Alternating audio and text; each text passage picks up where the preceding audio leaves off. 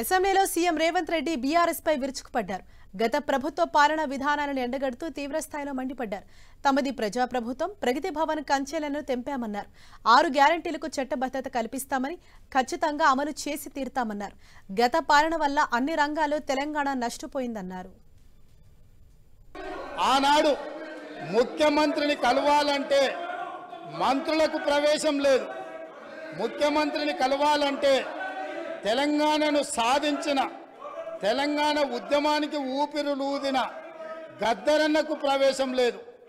కానీ ఈనాడు దళితులు, గిరిజనులు, బలహీన వర్గాలు, మైనారిటీలు, మహిళలు ఎవరైనా అక్కడికి వెళ్ళి మా సమస్య ఉన్నది అనంటే ఈ ప్రభుత్వం వినడానికి సిద్ధంగా ఉన్నది అని చెప్పి ఈ తెలంగాణ ప్రజలకు స్వేచ్ఛనిచ్చిన ప్రభుత్వం, ప్రజాప్రభుత్వం, ప్రజలెన్నుకున్న ప్రభుత్వం ఈరోజు ఇక్కడ ఉన్నది.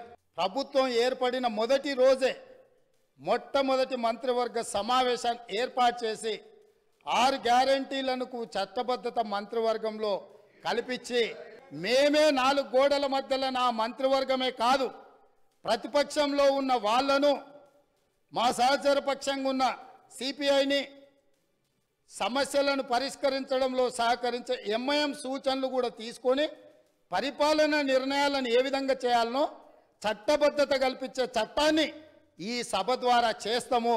ఈ 10 సంవత్సరాలు రైతు ఆత్మహత్యలల్ల ఎప్పటికప్పుడు మొదటి 2 స్థానాలలోనే తెలంగాణ రాష్ట్రం ఉంది.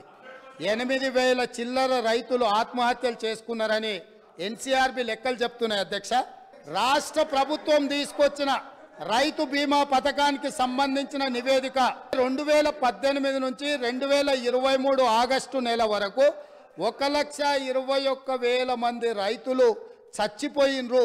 ఏ వయసు ఉన్న వాళ్ళు? 18 సంవత్సరాలు పైబడిన వాళ్ళు, 60 సంవత్సరాల లోపల ఉన్న వాళ్ళు. అంటే ఇవి ప్రభుత్వం చేసిన హత్యలు కాదా అని నేను అడుగుతున్నా అధ్యక్ష. ఇదా రైతు ప్రభుత్వం? ఆ రైతులను అందరినీ వరి పండించడానికి మళ్ళించి, వరి పండించినప్పుడు ఊరేస్తే ఊరేసుకున్నట్టే అని చెప్పిన ఈ ప్రభుత్వం, ఈ పార్టీ, ఈ నాయకుడు రైతులందరినీ ఊరేసుకోవద్దని చెప్పి ఈ ప్రబుద్ధుడు మాత్రం ఫామ్ హౌస్లో 150 ఎకరాలలో వరి పండించింది. అధ్యక్ష, పేద రైతులు పండించిన పంటకు 1,960 రూపాయల కనీస మద్దతు ధర రాలేదు. కానీ ఫామ్ హౌస్లో పండించిన వడ్లకు 4,250 రూపాయలకు క్వింటాల్ దాకా వాళ్ళు అమ్మిన రాలేదా? అక్కడ ఫామ్ హౌస్లో పండించిన వడ్లు బంగారమా? వాళ్ళకి చేరిన లబ్ధి ఏందో మీరు విచారణకు సిద్ధంగా ఉంటే ఇవాళ నేను విచారణకు ఆదేశిస్తా. అధ్యక్ష, విద్యుత్తు తలసరి వినియోగంలో తెలంగాణకు మొదటి స్థానం లేదు. అధ్యక్ష, పచ్చ అబద్ధాలు చెప్పి బ్రతకాలని చూస్తున్నారు.